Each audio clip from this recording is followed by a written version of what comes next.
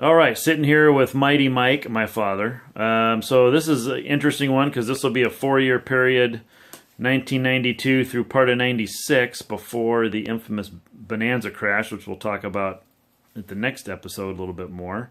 Different perspective on that than the video we have. But anyway, so what happened in this 4-year period there, Dad? Well, I've been flying the Baron and it's about changing jobs and getting ready to buy a company.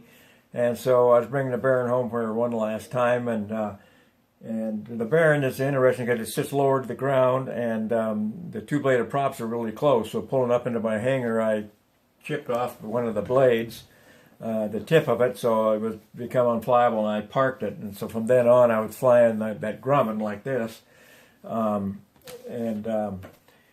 I was flying the Grumman back and forth to Portland, and I was working on a deal to buy a manufacturing company that made steel for buildings and things like that. And so back and forth to the Tualatin area and flying into Newburgh, and I finally signed the deal with starting the business, which means I had to spend a lot of time in Portland. So I was communicating back and forth in the Grumman since I couldn't fly the Baron and the insurance was so expensive, so I just let it die off that way and parked it.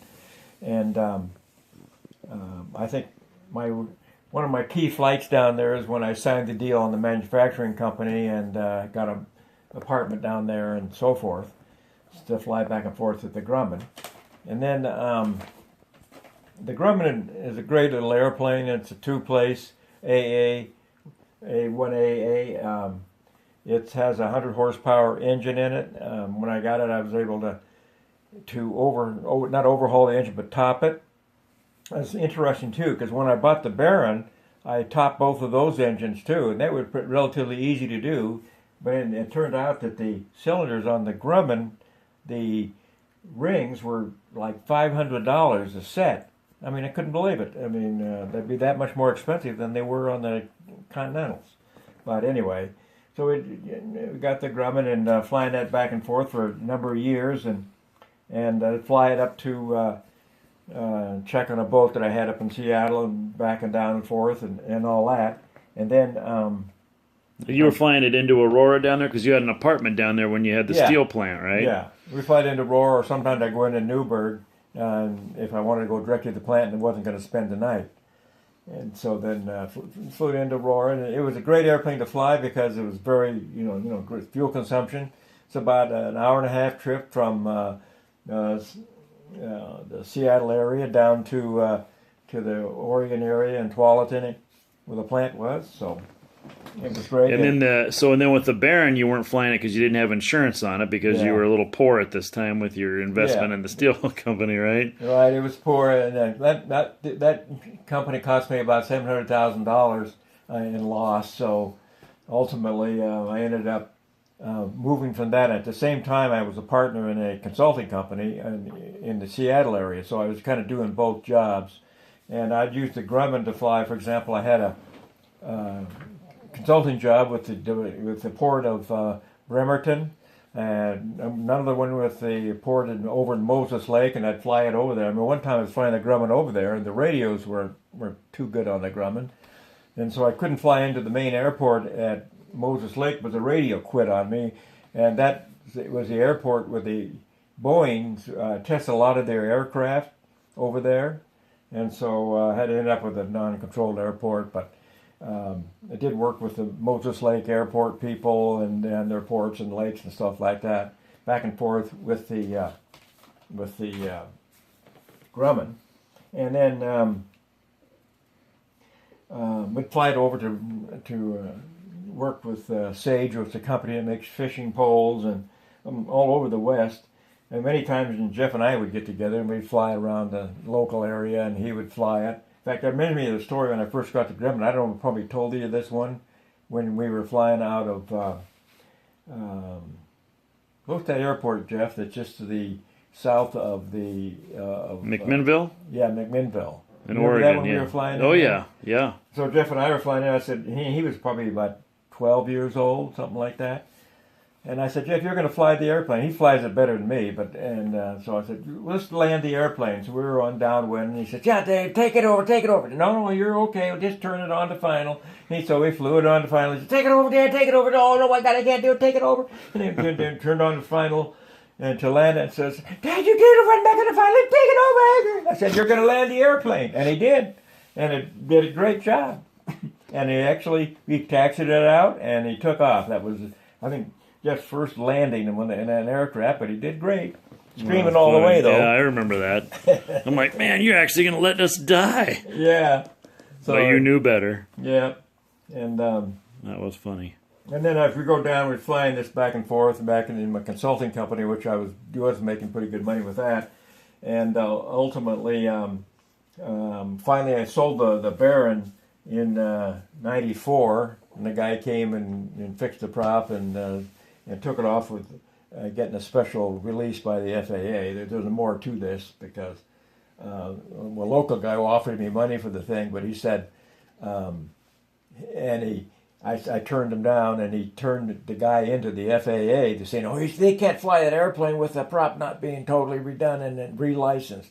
Anyway, it ended up. Oh, that's right. That? Because he was all bitter because you. Yeah. I do remember didn't sell that. it to him. I sold it to this other guy. Right. Yeah, and anyway, the guy took it off. It's been great. And that guy was back east. Actually, I looked up the tail number on that Baron still registered. It's back east somewhere. Oh yeah, the guy in New York area. Something like that. Yeah. Yeah, and it's in an LLC now. Oh yeah. Over there, but anyway, it might be. Well, it was in an LLC when I had it. Was it? Yeah, when I originally bought it, I set it up in an LLC down in Oregon, which I had already set up, and therefore I didn't have to transfer it to the state of Washington. Don't turn me in because I didn't have to pay taxes on it, bringing it up here to the state, and so I just kept it in the LLC and used it as a business thing, and that worked out okay. Yeah. Well, and you used that a lot as business, too. Well, I did. I flew all over the place in business, and took a lot of customers from Japan and China and Germany and the UK and so forth around because we were building that tunnel boring machine down in Portland. Yeah. But you couldn't do that with the Grumman. So that was interesting because you had this Grumman for 4 years, so no high-performance airplane. This was it. Yeah, I know. That was my... Yeah. I love that Grumman. I miss it. And but it was great for flying back and forth to business. I just couldn't take people with me and all that. I remember one time Charlene, my sweetheart wife, was... not that excited about flying, but we did fly up to Arlington one time and have breakfast, and she flew in that little airplane, which I think was her first time in the small one, and worked out okay. So, and I think that you and I took it out to Shelton one time, and we were over Gross. I forget why, because we were hauling some stuff to go up to Shelton, and like a milk bottle. Yeah. And so that was no, but what happened there? I'm trying to remember what that was. Well, we just went up there to Shelton to get gassed up and fiddle around. It was a little bumpy, but no problem because it was full of fuel, and we had some tools on board or something too. Oh, I remember that. Yeah. And we were walking around the airport going someplace, or we did something. I remember that. Yeah, at least we didn't take off like that guy in the Piper took off with a big concrete thing hanging on the wing. Yeah, it's tie down block. Yeah. Yeah. That was. I don't think the Grumman would have got off the ground with a tie down block. I know it. Yeah, so that's good. Yeah. But the Grumman's, it's kind of a ground lubber, but once you got it in the air, it's pretty efficient, and you can fly with it with the canopy about half open, so you get the outside feeling to the thing, and it was very stable. It's a flying airplane. It's very stable. You put it in a turn, didn't wiggle much, and landed very comfortably, and really fun to fly. Yeah, really fun to fly. It's like a poor man's RV. Right, and then I remember one time the year that we flew it to Ocean Shores and back, which is about maybe a 45-minute trip to the coast. Came back, and that's the night that two people took off in a Piper, and at night installed the airplane and crashed into a house just to the south of the airport. And two people were killed.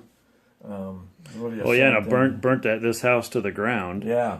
And that's only about, a quarter mile from where we're sitting right now. Yeah. Or maybe half a mile, not very far at all. Yeah, just off the end just down off Thompson Road. And so, And then when I think of anything, I had that one time I was going to Bellingham, and the radio in that Grumman was the only thing that wouldn't work, unreliable.